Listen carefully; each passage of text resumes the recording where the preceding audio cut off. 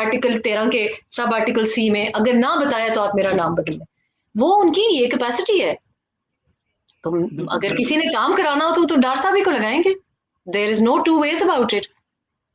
बिल्कुल ठीक है जी। मैं किसी का तो मुझे नहीं पता, लेकिन ये जो तालिबान वाली बात की है ना, ये बड़ी इंटरेस्टेड बात है कि कल करे दिल करे सुहेल शाहीन साहब जो है स्पोकमैन तालिबान के, वो फोन करें डार साहब की तरह 3 को महीने सर एक्चुअली तो डार साहब आपको पता है वो इतने मजहबी भी हैं, वो तो तालिबान बात असल असल बात मैं आपको एक और ब्रेकिंग न्यूज, वैसे मैंने मेरे ख्याल बता चुकी हूँ ये, लेकिन मैं आपको दोबारा बताऊं।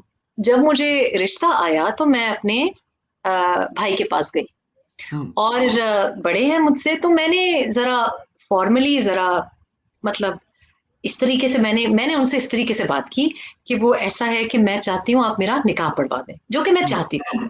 जाहिर है वो मजहबी भी बहुत है, तो मैंने कहा, और वो पाकिस्तान आए हुए थे, तो मैंने उनसे इस तरीके से बातें करते हैं फैमिली में, और क्या तरीके, मैंने कहा जी वो इस तरह एक रिश्ता है और मैं चाहती हूँ आप निकाह पढ़वा दें और आपके जो बेटे हैं दोनों वो वकील हो। और मैंने बताया कि किसका रिश्ता है, तो वो मेरा भाई तो सख्ते में चला गया, और उनके जो अल्फाज थे, दो बहुत उन्होंने मुझे लेक्चर दिया, लेकिन मुझे उनकी बात समझ नहीं आ रही थी। वो सऊदिया में रहते हैं और सारा वक्त वो माशाल्लाह हरम शरीफी में बैठे रहते हैं, नहायत ही सादतमंद और परहेजगार इंसान है। तो उन्होंने मुझे कहा कि ये हमारी गलती है, हमें चाहिए था तुम्हारा निकाह बहुत पहले पढ़वा देते, लेकिन किसी से निकाह कर लो, इस शख्स से ना करो। अच्छा जी। जी, ये मैंने किताब में पूरी स्टोरी लिखी। तो मैं बड़ी हरकत, उन्होंने कहा किसी से निकाह पढ़ लो, इस शख्स से ना करो, ये मुसलमान नहीं है। तो मुझे बात उनकी बड़ी बुरी लगी। अच्छा, फिर वो गए, कई चाय वाय बनाई, सारी रात मेरे साथ बैठे रहे, ये किस्सा सुनाया, वो किस्सा सुनाया है भी, वो बहुत मुहज्जब, बहुत नरम लहजा।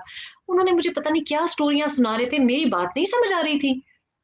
फिर मुझे कहते हैं तुम्हें पता है ये जो मुसलमान जो शरीयत पसंद है, ये जो तालिबान है, ये पसंद नहीं करते इमरान को। ये बात मुझे उस दिन नहीं समझ आई, अभी पिछले 2-3 महीने पहले मुझे किसी ने दोबारा ये बात की। उन्होंने कहा मैडम ये जो है ना, ये जो जो उनका मतलब था, जो कोर तालिब है, देखिए तालिबान में भी एक कोर तालिब है जो कि बहुत शरिया पसंद है। वो जो शरिया पसंद है ना, उनके साथ सिर्फ शरिया कंप्लाइंट बंदा चल सकता है। इस वजह से इसहाक डार साहब बड़े ज्यादा वहां पे फिट हो। अब इसहाक डार साहब अगर ये बात उन्होंने सुन ली तो बड़ी मुझे कहीं वो पता चले कि, लेकिन मैं सर्टली समझती हूँ कि वो मतलब वहाँ हर चीज के साथ कंप्लाइंट है, नमाजों के साथ और जनाब शरिया के साथ। एक्चुअली तो he is more compliant. Let's see जी, आने वाले वक्त में देखते हैं जी। अच्छा, ये आपने जिक्र तो किया, मुल्ला ब्रादर साहब जो है ये पाकिस्तान की जेलों में रहे हैं, और 8 अभी साल उसके अलावा जी अब्दुल ज़ईफ साहब जो मेरे ख्याल जी में यहाँ पर हमारे पास सफीर थे, या आप जी जिक्र जी तो कर चुकी हैं। जी अब अफगानिस्तान में वो की पोस्टों पर होंगे, जी। क्या असरात पड़ेंगे वो? अगर तो वो हमारे मेहमान थे तो फिर तो कोई गल नहीं।